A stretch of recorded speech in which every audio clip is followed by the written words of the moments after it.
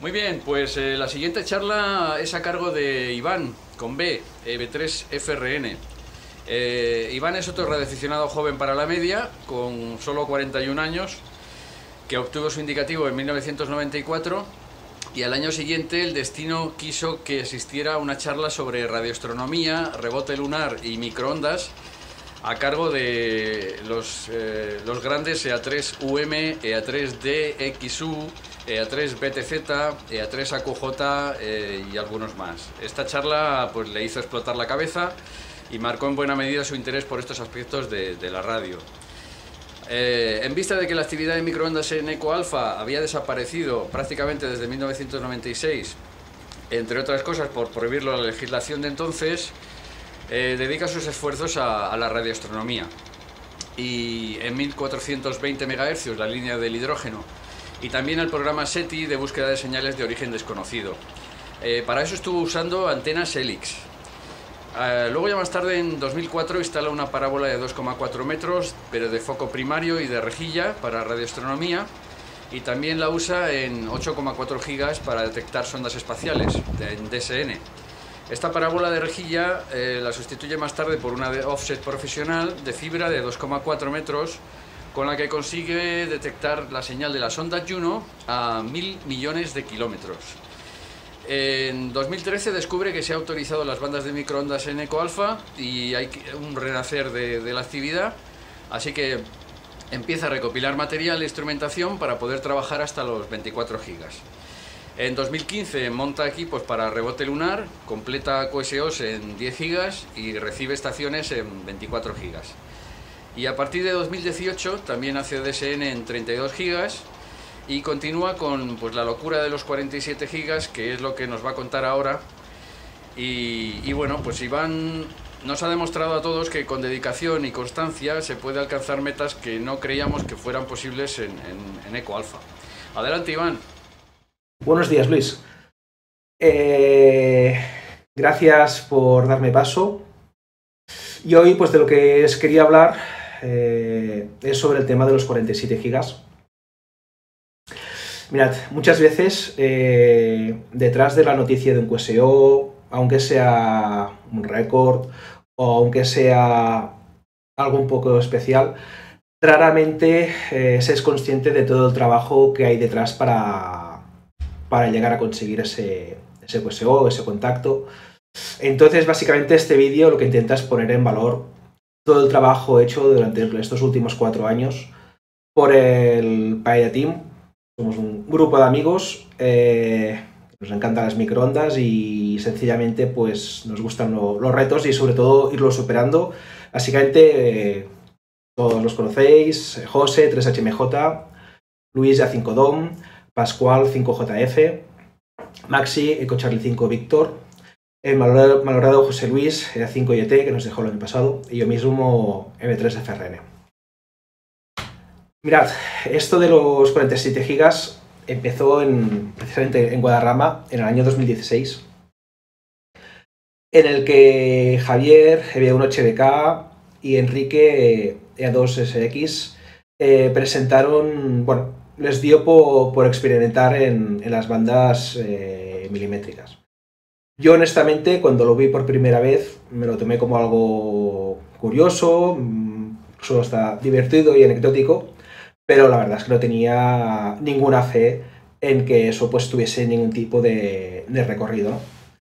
Además, ese año fuimos de visita a Lleves, los cuales pues se dedican profesionalmente a las bandas milimétricas, y claro, evidentemente pues te hace ver la gran diferencia o cómo están a años luz pues de lo que se hacen los pro a lo que podemos llegar a hacer los amateur, ¿no? Básicamente son equipos muy sencillos que es un diodo en una plaquita y es un mezclador subarmónico, ¿no? Y ellos, pues bueno, evidentemente de una forma muy meritoria, pues por experimentar, empezaron y bueno, ya os digo, yo no lo vi demasiado claro porque para mí en esa época pues todo el tema milimétrico a nivel amateur pues es de estas, como dice un buen amigo, son de estas fantasías que solo aparecen en el Dubus que hace a un alemán y poco más, ¿no? Y encima le veía poco recorrido porque veía prácticamente imposible el experimentar en esas bandas, pues por la falta de medios, de instrumentación, de equipos, etc. De todas formas, Pascual y José pues se decidieron empezar a experimentar con el tema, ¿no? Entonces mecanizaron y montaron algunos mixers, montamos varios equipos y sin darnos cuenta pues nos fuimos emborrachando, ¿no? Porque el primer día conseguimos, José y yo creo que fueron como 200 o 300 metros, en EA5 creo que ya consiguieron como 2 o 3 kilómetros y durante los siguientes meses, pues bueno, los récords de distancia se fueron sucediendo, ¿no? Tanto como que en el mismo 16 se llegaron a prácticamente ya superar los 50 kilómetros. Y bueno, poco a poco, pues de una cosa que, insisto, para mí era casi un divertimento para un sábado por la tarde, pues de golpe, pues eso poco a poco pues empezó a tomar forma y a desarrollarse. Y vimos, pues sí, que realmente había mucho para experimentar y aprender, ¿no? A finales de año viajamos a Francia para reunirnos con Michel, con F6 BVA, porque ellos también estaban haciendo temas en 47 gigas, pues bueno, para intercambiar información y tal, validar los equipos, hasta el punto que bueno, se consigue un QSO entre España y Francia de 150 kilómetros, que ya no es ya nada especial, ¿no? Y bueno, nos seguimos emborrachando, seguimos haciendo. Probablemente en cada récord realmente montamos equipos nuevos, playas nuevas, seguimos buscando, bueno, seguimos aprendiendo, seguimos viendo cómo mejorar, cómo optimizar.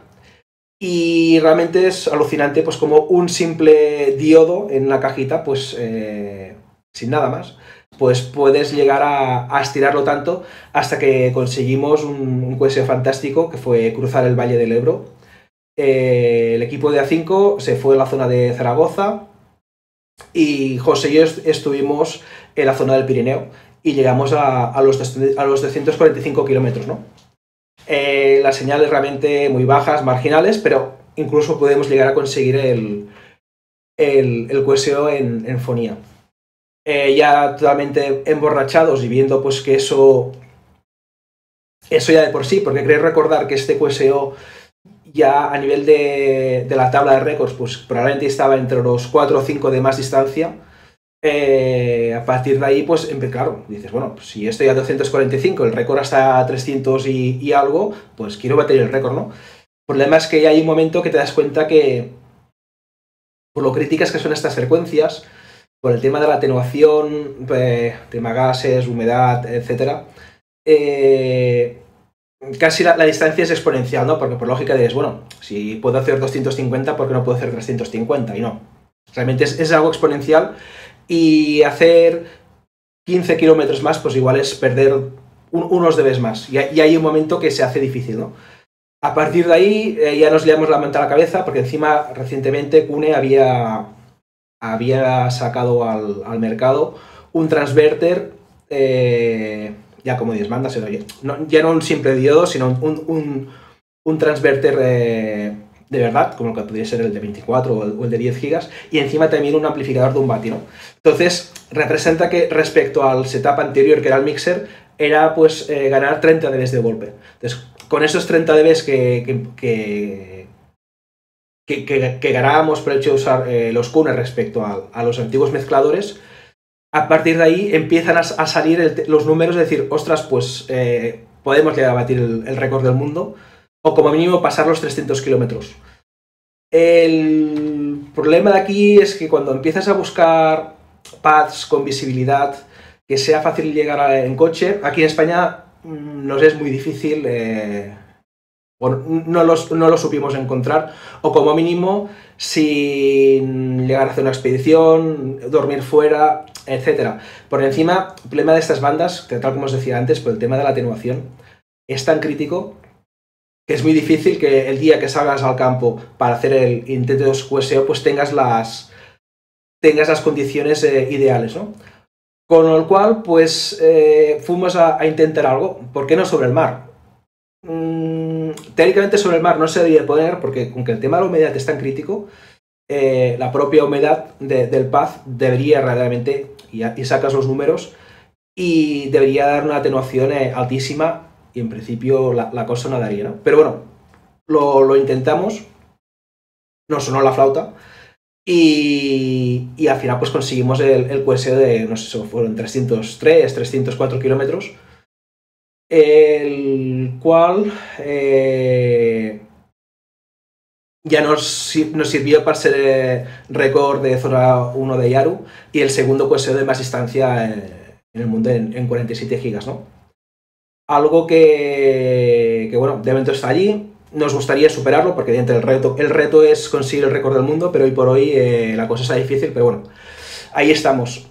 Ese mismo año, también pues quizás por la euforia, por el emborrachamiento porque aparte pues no solo el hombre vive de los 47 gigas, sino también pues también hicimos rebote lunar. Ese mismo año en Holanda había la M2018 y José, Luis y yo, pues,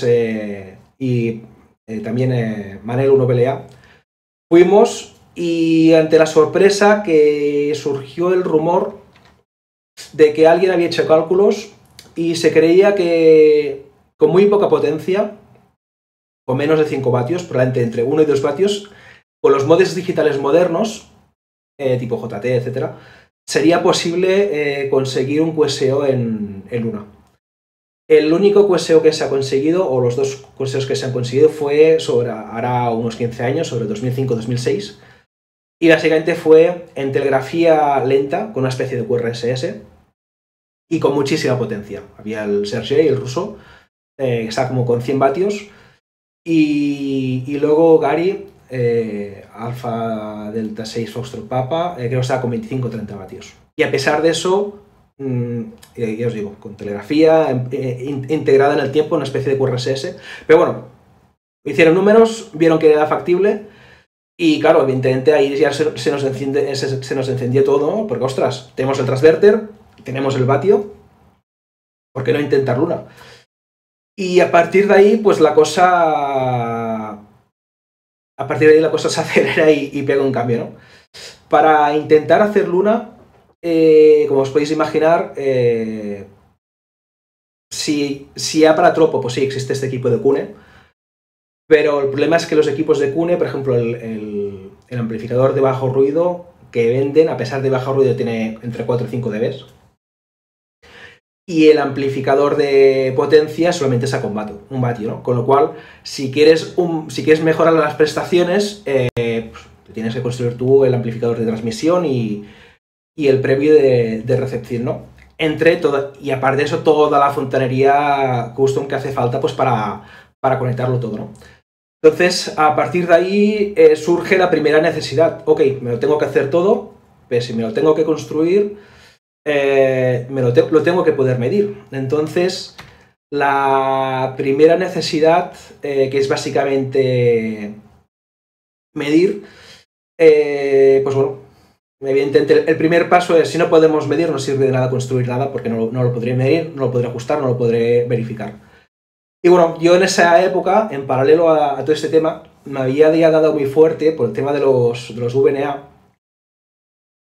y yo ya tenía un VNA de un HP, un 8510 hasta 40 gigas, y este VNA, pues bueno, a base de investigar mucho, descubrí que HP vendía como unos accesorios para llegar a subir hasta los 100 gigas, ¿no?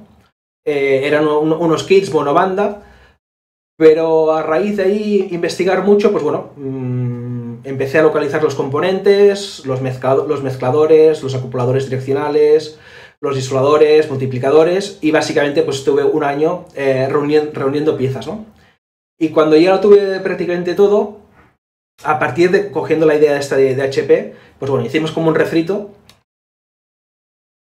y este refrito, con un poco, ya os digo, inspirado en eso, pero basándome en los componentes que al final pude localizar, pues bueno, acabamos pues consiguiendo un VNA que cubre prácticamente de 40 a 90 gigas, ¿no?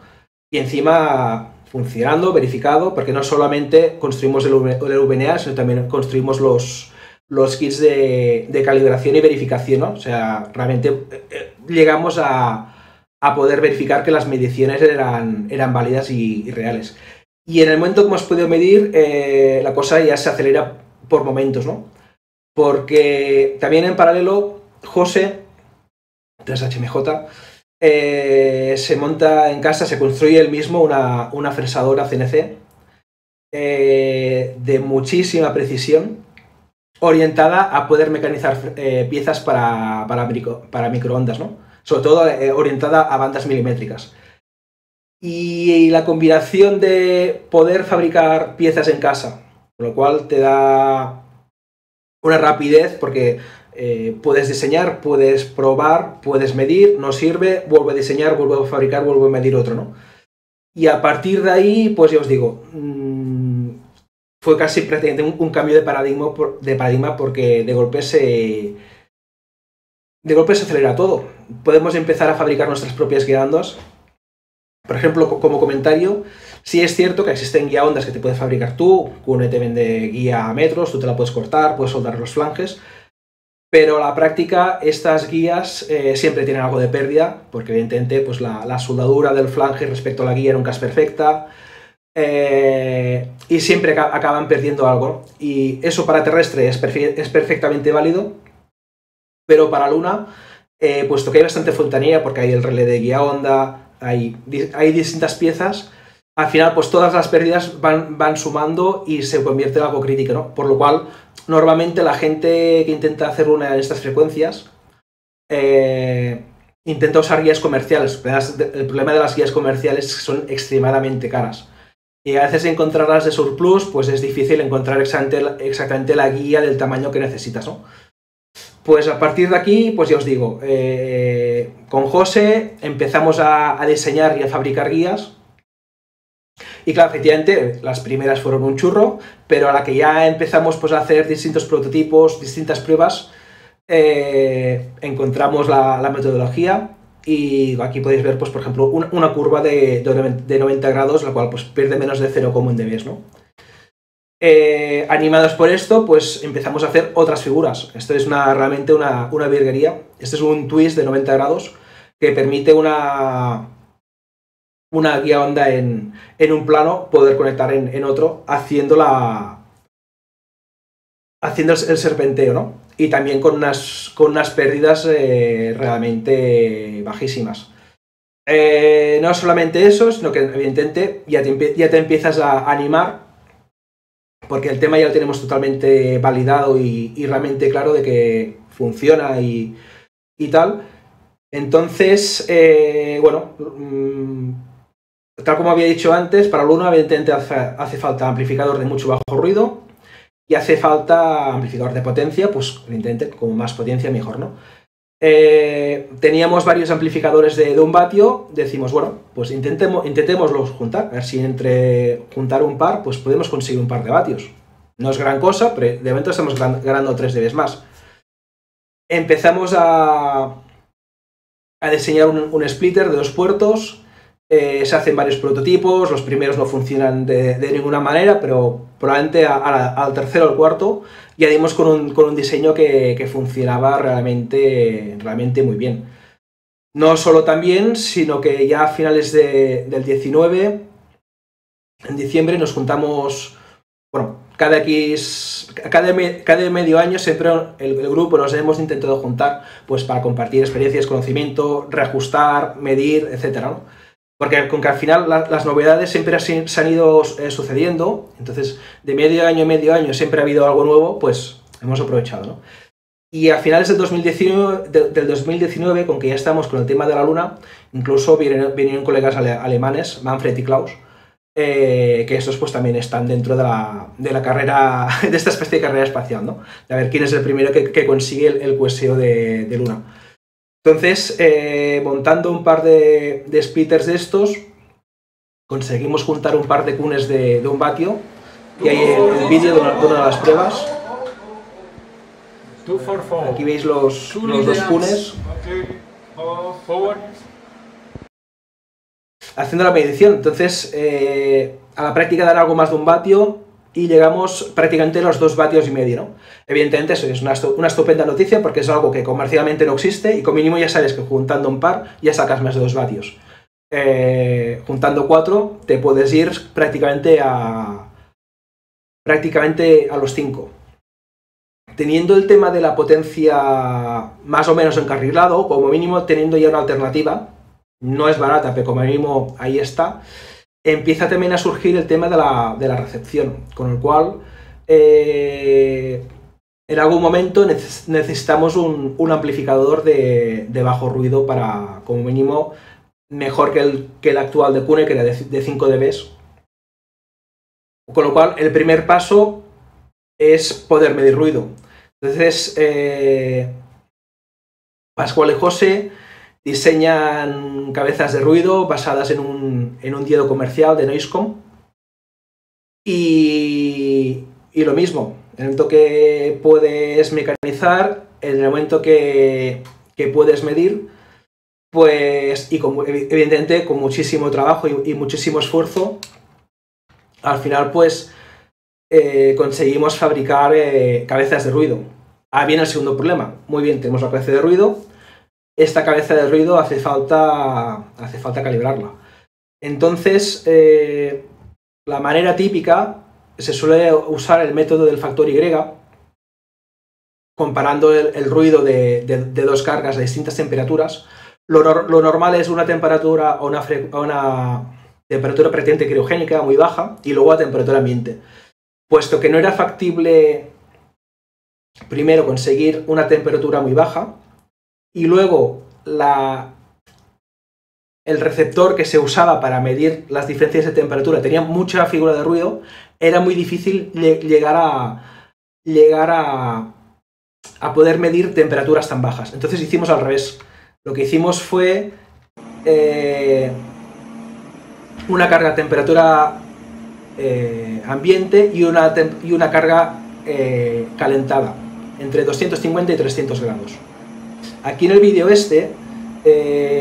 claro, el problema es una carga no está pensada para calentarla. Entonces aquí empezamos a fabricarnos cargas, con el soplete las íbamos calentando y íbamos viendo en tiempo real la pérdida de retorno, que evidentemente tuvimos que probar distintos absorbentes. Había absorbentes que a partir de los 100 grados se quemaban y la pérdida de retorno empezaba a aumentar hasta el momento que la carga quedaba destruida. Entonces, a base de probar varios materiales absorbentes, llegamos a conseguir pues cargas que podían aguantar perfectamente hasta 300 grados con una pérdida de retorno realmente aceptable, ¿no? Entonces aquí hay el setup de la medición, que esto es básicamente un relé de guía onda, en el cual en la derecha hay la guía temperatura ambiente y a la izquierda hay una carga la cual está calentada por una resistencia y abajo hay el termostato que lo controla, ¿no? Y esta especie de algodón que hay es una fibra térmica para no perder calor y ganar estabilidad. Entonces, a partir de ahí, aplicando el método del factor Y, podemos llegar a calibrar las cabezas de ruido. Encima, este método lo hemos validado recientemente porque con alguna otra cabeza de ruido que habíamos calibrado de esta forma, la hemos mandado a Yves nos la ha calibrado con sus sistemas y al final nuestra medición pues realmente se asemeja mucho a la suya, ¿no? Con lo cual el método queda totalmente validado. Dentro ya podíamos medir, podíamos mecanizar, tenemos potencia. El día que tuviésemos un LNA, teníamos la cabeza de ruido para poderle medir el ruido. Y entre medio, porque os digo, esto ha sido súper intenso y casi semana tras semana siempre había alguna novedad, alguna cosa, pues surgió la oportunidad de poder tener una cámara anecoica. El VNA, el 8510 de HP, compré una unidad de display, la cual internamente tiene el firmware, y resultó que el firmware que tenía el display que tenía no era realmente el de VNA, sino era uno especial que era VNA más cámara anecoica. Yo, con que me servía como VNA, lo usaba como VNA, la parte de cámara anecoica la obvié, porque encima hacía falta otros aparatos, otros accesorios, y no era viable pues en ese momento usarlo. Pero en cuanto nos empezamos a enredar con el tema, surgió una nueva duda. Muy bien, nosotros los iluminadores nos los fabricamos, sabemos que están bien de estacionarias, o los podemos ajustar, porque tenemos VNA, pero ¿están iluminando bien? Porque al final las medidas, pues sí, existen una serie de fórmulas, lo puedes llegar a simular, pero a la práctica tampoco lo sabes. Si ya sea por un tema de la construcción o de los márgenes de la misma máquina, ¿cómo validas que realmente ese fit pues tiene el ángulo a 3 o 10 dB que esperas, ¿no? Entonces, también por una especie de carambola, pues surge la posibilidad de poner en marcha esta cámara anecoica. Empiezo a localizar partes de los elementos que no tenía por eBay, también a base de meses los acabamos consiguiendo, y al final de todo, cuando tenemos el receptor, los convertidores, etc., faltaba el módulo, que es el que realmente pues mueve la antena para hacer la medición. Y con José, al final, pues también investigando a través de Arduino y motor paso a paso, lo pudimos llegar a construir, y empezamos a poder sacar diagramas de radiación de nuestros iluminadores, ¿no? Y veis uno precisamente con un iluminador de 47 gigas, y aquí veis pues en tiempo real cómo va dibujando el diagrama de radiación, ¿no? Entonces, viendo que esto funcionaba, entonces, evidentemente, al no estar dentro de una cámara anecoica, pues existen un mogollón de reflexiones y de cosas pues que generan patrones de interferencia, ¿no? Entonces, ahí se vio claro que realmente tener una cámara anecoica probablemente le sacaríamos algo de partido, con lo cual nos enredamos a construir una cámara anecoica. Localizamos el material absorbente de un fabricante chino que se dedica a vender cámaras anecoicas, nos mandan los absorbentes, y bueno, montamos una cámara de 1,5 m por metro, ¿no? Que de momento, por cosas que os seguiré contando ahora en breve, pues por poco tiempo por falta de tiempo no se usa demasiado, pero de momento ahí está, y sabemos que el día que nos metamos a fondo con el tema, pues creo que le sacaremos bastante partido. Aquí ya veis una medición dentro de la cámara de un iluminador ya en 47. Muy bien, entonces prácticamente ya lo teníamos todo, medíamos, tenemos potencia, verificamos los iluminadores. Nos hace falta el tema ya del amplificador de recepción. Investigamos mucho, localizamos chips MMX que sirven, que tienen una figura de ruido realmente buena en 47. El problema es montarlos. Son chips muy pequeños que se tienen que montar con wire bonding, y esto evidentemente es prácticamente imposible montarlo en casa, o por lo menos montarlo con un mínimo de garantías, yendo a buscar pues una figura de ruido realmente baja, ¿no? Entonces, tirando de eBay y emborrachándonos todavía un poco más, conseguimos localizar una máquina de wire bonding que encima pues estaba en bastantes buenas condiciones, es decir, falta algunos reajustes y tal. Y aquí estábamos prácticamente fue justo después de Guadarrama, del 20.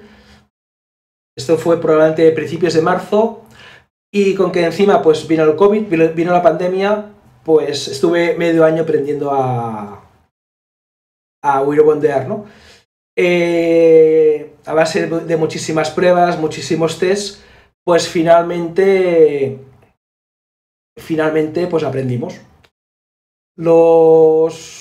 Soldamos algunos amplificadores, surgieron problemas del tipo, muy bien, hemos conseguido pegar uno, hemos conseguido soldarle los hilitos de oro, pero resulta que la cama térmica que sirve para precalentar el amplificador que vas a bondear, pues resulta que la cama térmica tenía una diferencia de potencial de casi 90 voltios con la aguja, con lo cual al primero o segundo bond que hicimos, amplificador destruido por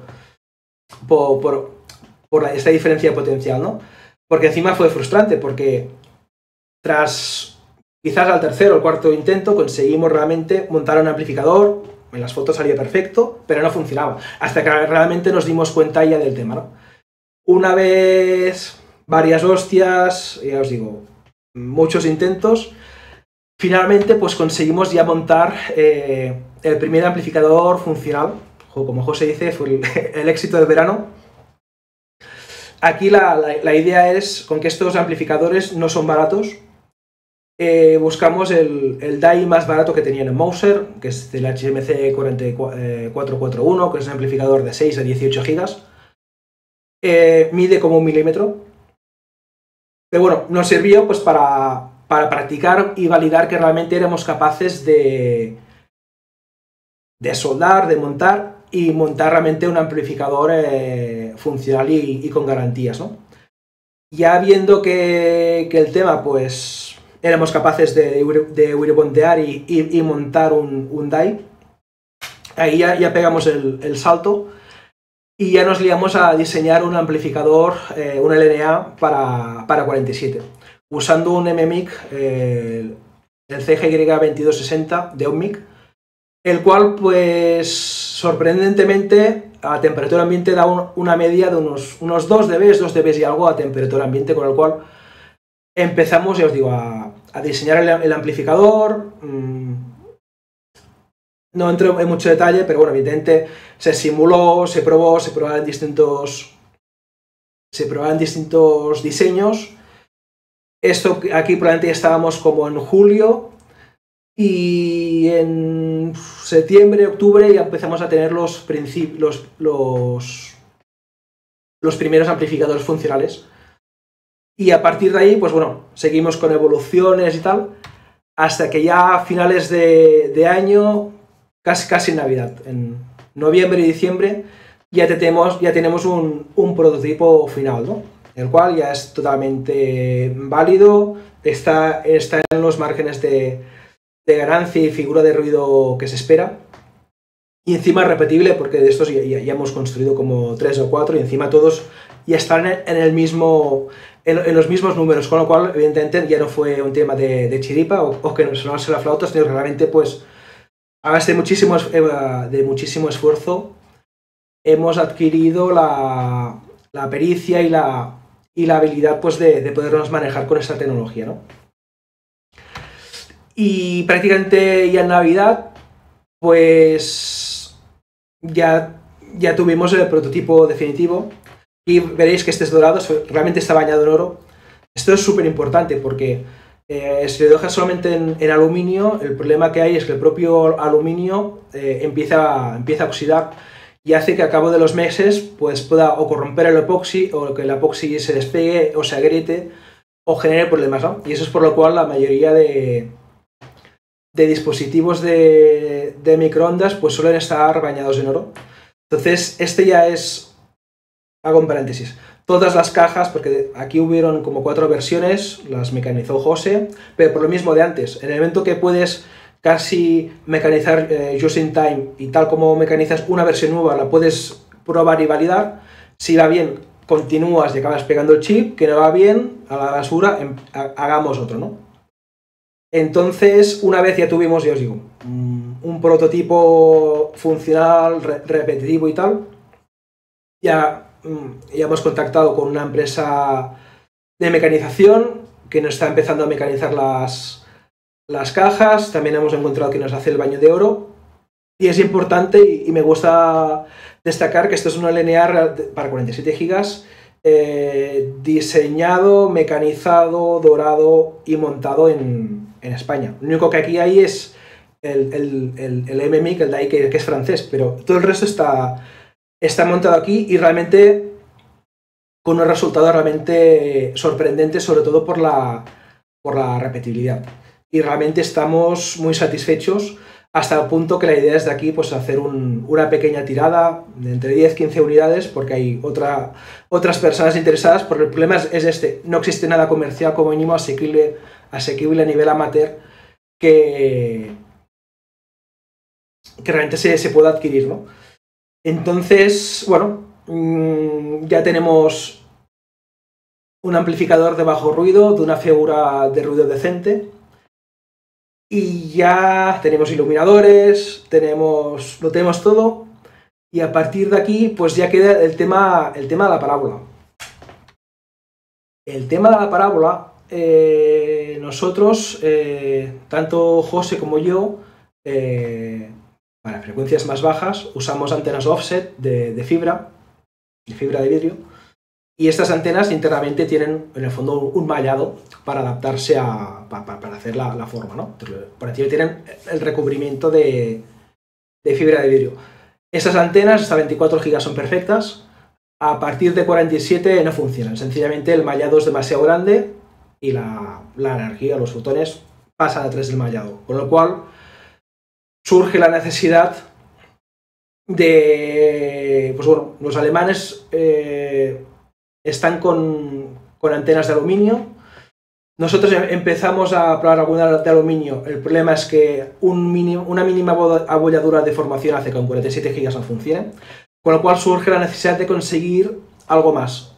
Empezamos a investigar, finalmente contactamos con un fabricante que nos construye una parábola de fibra, como las anteriores, pero el mallado, en vez de ser una telemática, ya es fibra de carbono. Y a partir de ahí empezamos a probar con una de 120, y los resultados han sido realmente espectaculares, porque estamos sacando mediciones con el sol muy parecidas a las que están sacando los alemanes con antenas de 2,4 metros, ¿no? O sea, en teoría, con prácticamente 6 dB más de ganancia, nosotros nos estamos quedando a menos de 1 dB, con lo cual está claro que esta antena actual pues la tenemos muy bien iluminada y realmente le estamos sacando prácticamente toda su eficiencia, ¿no? Muy bien, tenemos antena, y luego también surge el tema del apuntamiento y la verificación del apuntamiento, ¿no?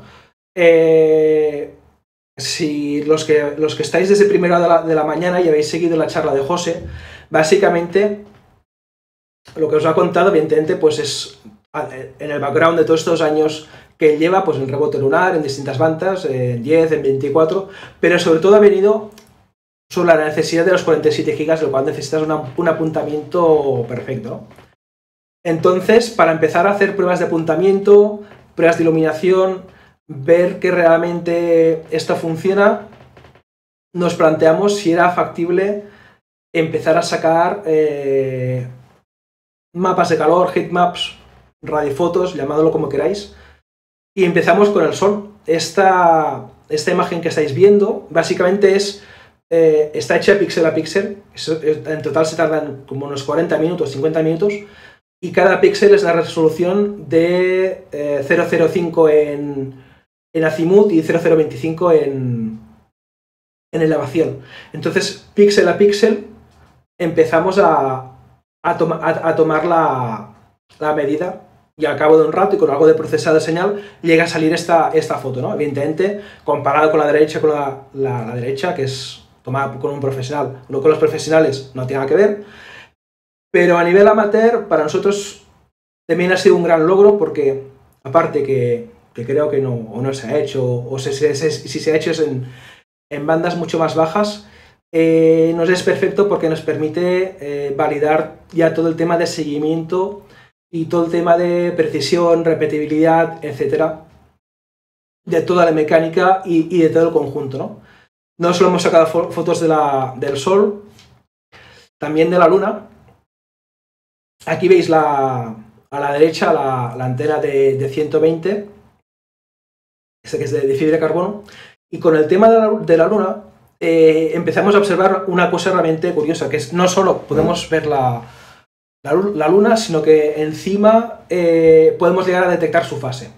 Abajo a la derecha, esto es una radiofoto sacado por el radioscopio de ALMA en Chile, evidentemente a 100 y pico gigas, con muchísima resolución, y ahí se ve realmente mucho más claro, ¿no? Pero aquí, si os fijáis bien en nuestra foto, el centro, el círculo negro, en el centro de los dos ejes, es realmente donde apunta la antena. Pero si os fijáis, el punto caliente está más a la derecha.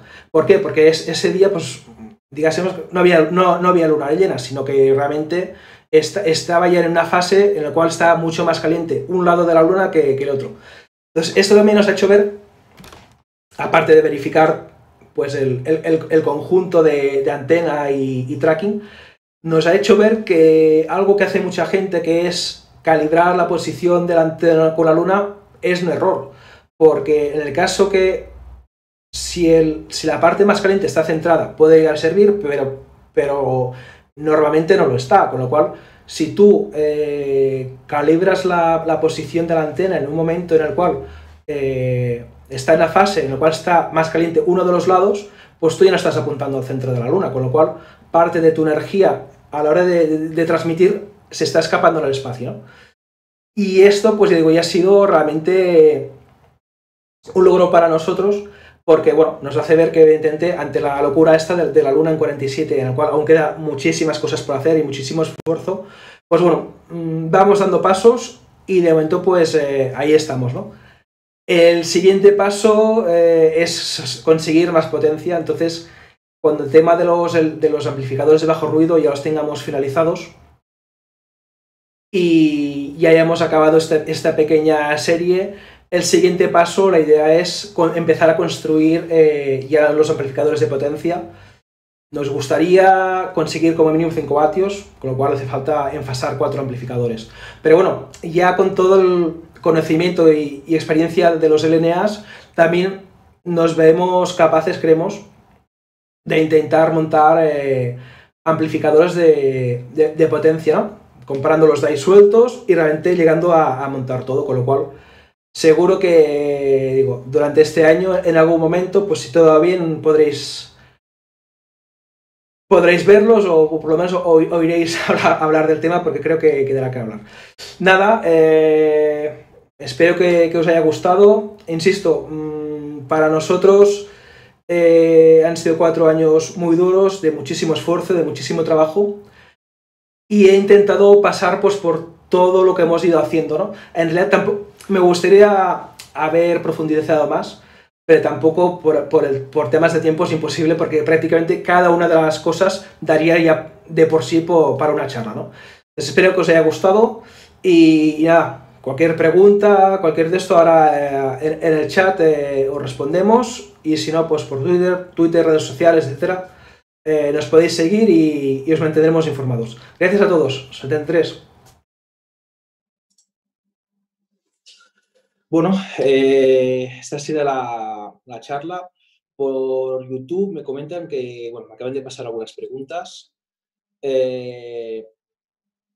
Maxi 5CV dice: dices que los submarinos para altas frecuencias en microondas no son los más aconsejables teóricamente, aunque se demostró que podía. Entonces, vía terrestre, ¿cuál sería en España, en Ecuador, cuál sería el perfil ideal? Valles, quizás un desierto, zonas de Castilla-La Mancha.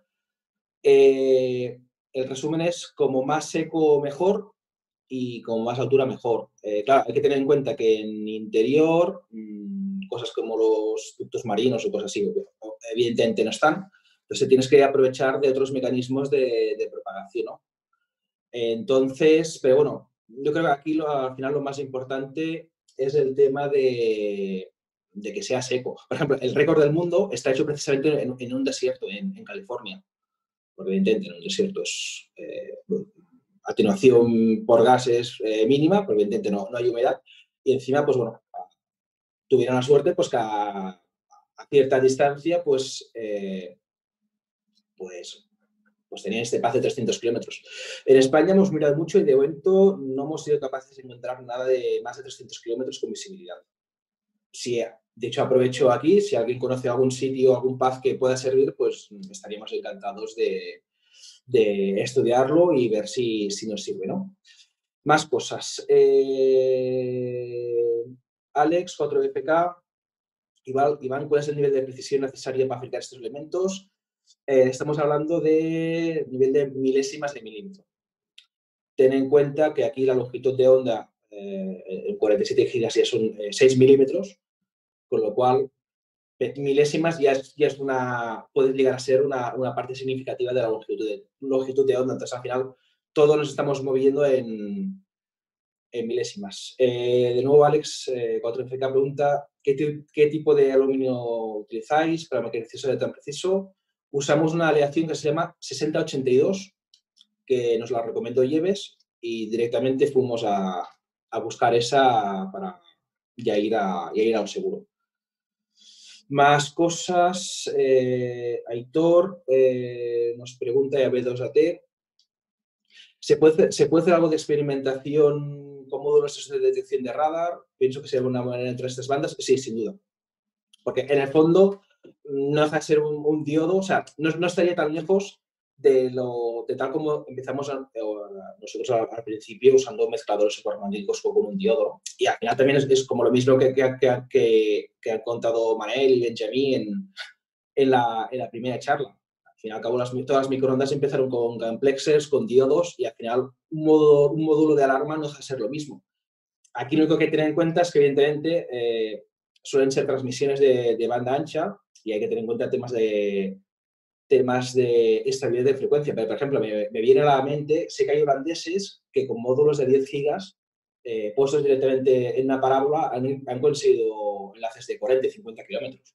Pues digo que al final, si es con ganas, como decía también antes Miguel, con ganas y de esto, puede ser muy difícil, pero si de esto, seguro que puedes hacerlo. Entonces, apuesto que con módulos de radar, enlaces de decenas de kilómetros creo que son perfectamente factibles. Luego, y en función de lo que te lo ocurres y del tiempo que le eches, pues lo podrás estirar más o menos. Nada, el módulo matinal termina aquí. Entonces, os invito a conectaros todos de nuevo a partir de las 4 de la tarde, hora EA, 3 de la tarde, hora portuguesa, UTC. Y continuaremos con las charlas de la tarde. Entonces, nada, mil gracias y esta tarde nos vemos de nuevo. Saludos.